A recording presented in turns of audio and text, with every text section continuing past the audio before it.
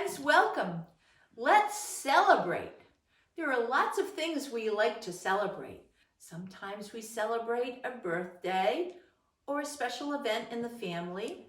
Sometimes we celebrate a holiday or an achievement. I slept in my bed all night. I drew a circle. Let's celebrate today. And I'm going to talk about how we can celebrate. When my Nana celebrates, she used to put the kettle on. This is a tea kettle. You put water inside, and you put it on the stove to heat it up so that we can have a tea party. We're going to try and have a tea party today. So let's think. What do you need for a tea party?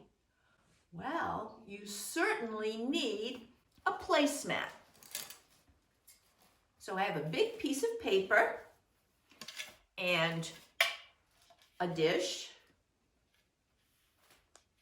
and silverware. This is a,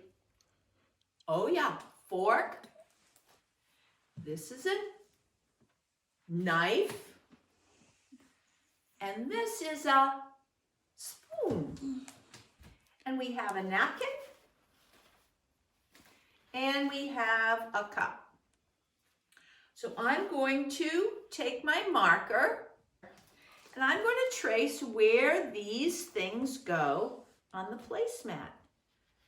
A circle for a cup.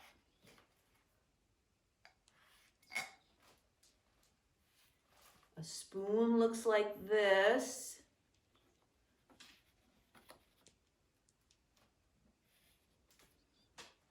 Sometimes you might have to have somebody hold the spoon for you so that you can complete the tracing. This is a knife.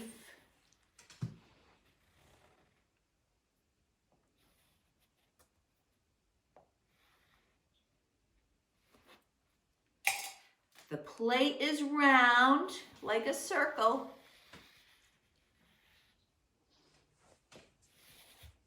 Oh, that's good. And here's the fork.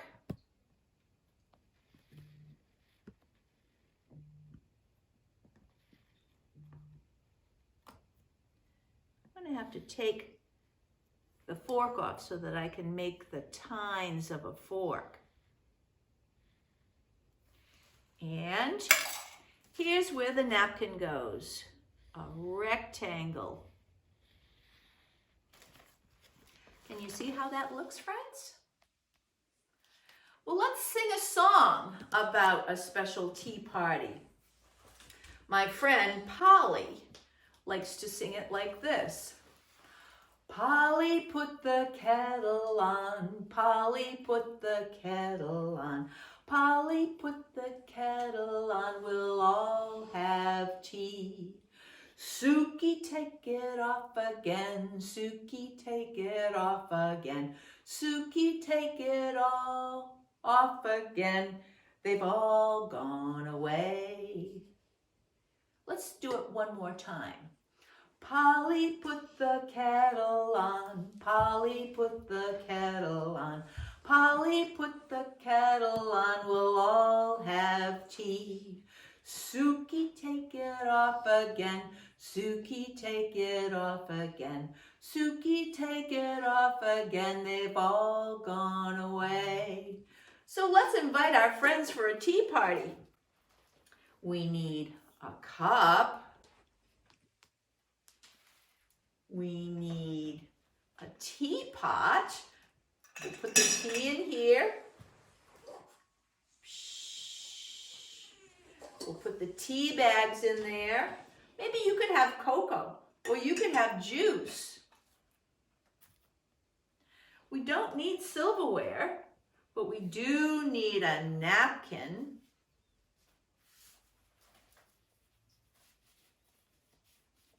And maybe, what will we put on this plate? We could have cookies or a cupcake or maybe a scrambled egg or some toast or a special muffin. It would be a wonderful way to celebrate any kind of event.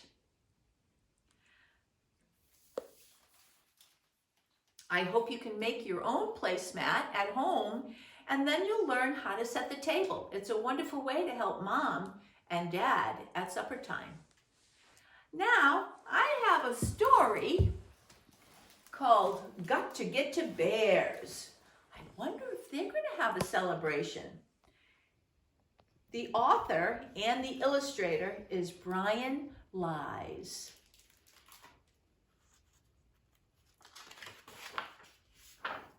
Here's Bear looking out his window. And here's, I don't know, is that a squirrel? I think it is. Oop, this is a mouse. When Izzy read the note, she knew she had to go. She didn't like the look of the sky, but Bear never asked for anything. So Izzy knew it had to be important. As she started out, flakes began to flutter down. Here's little Izzy the mouse. She brought a little lantern with her. Snow piled deeper and deeper and deeper. And soon she couldn't go any farther. Poor Izzy, what's going to happen? Hey, Skitch said. Where are you headed? I'm trying to get to Bear's place, Izzy said. She asked me to come as soon as I could, but I don't think I can make it. Skitch nodded. It looks a little deep, but you know how it is. If Bear asks you, you gotta go. Jump on my back. We'll be there in a jiff. The treetop is the way to go. So the two went on together. Izzy was on Skitch's back, and they swung from tree limb to tree limb until they couldn't anymore. Bingle landed nearby, laughing. Slippery, isn't it? Where are you going? We're trying to get to Bear's, Skitch said. She asked Izzy to come. Bingle nodded.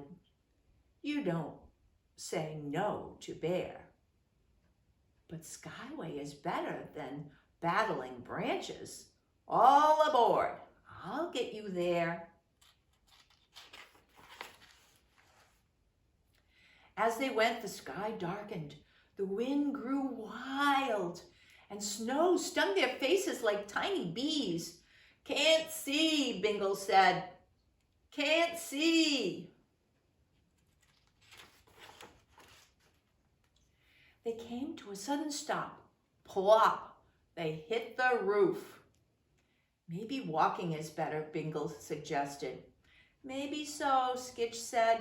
Good idea, Izzy agreed. But it was slow going.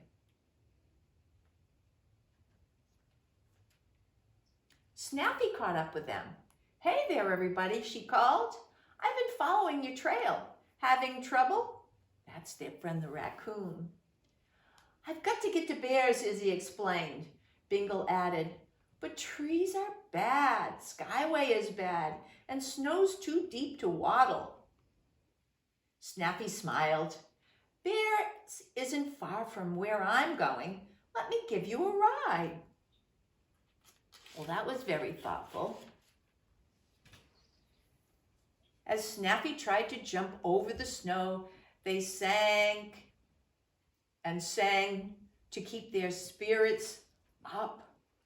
No matter how deep or tough the climb, a friend in need is worth the time. Jumping's too hard, Snappy panted. I'm just going to plow my way under the snow. Bingle, you steer. It worked for a little while, but as the snow deepened, Skitch had to call out directions loudly, and then it was just Izzy above the surface, pointing the way. That's too difficult. At last, the glow of Bear's place shone through the dark. "We made it," cried Izzy. "I hope we're not too late." "My feathers are frozen," said Bingle. Izzy knocked on Bear's door.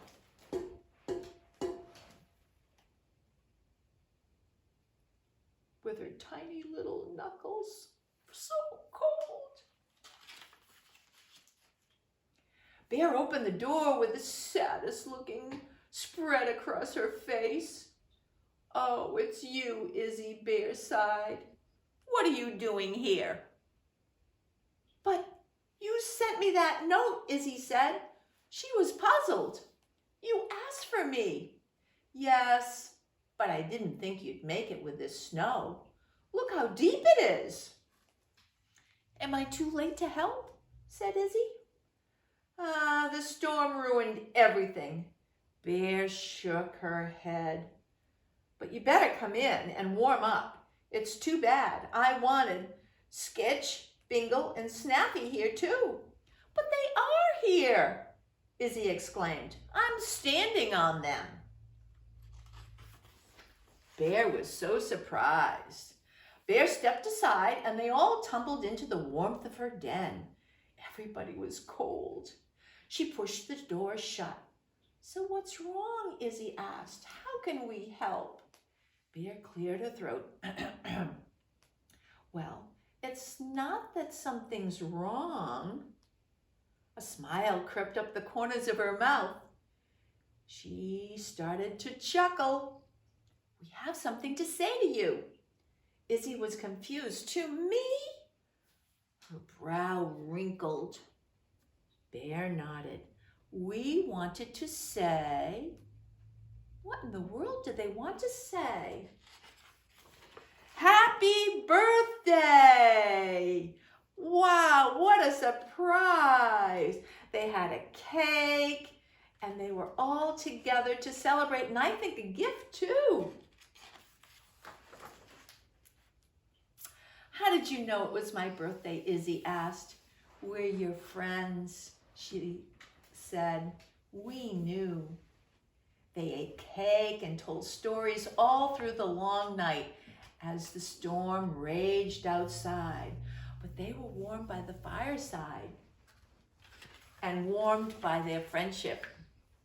In the morning, as Bear helped everyone back home again, they all sang, "No matter how steep or tough the climb, a friend is worth it every time."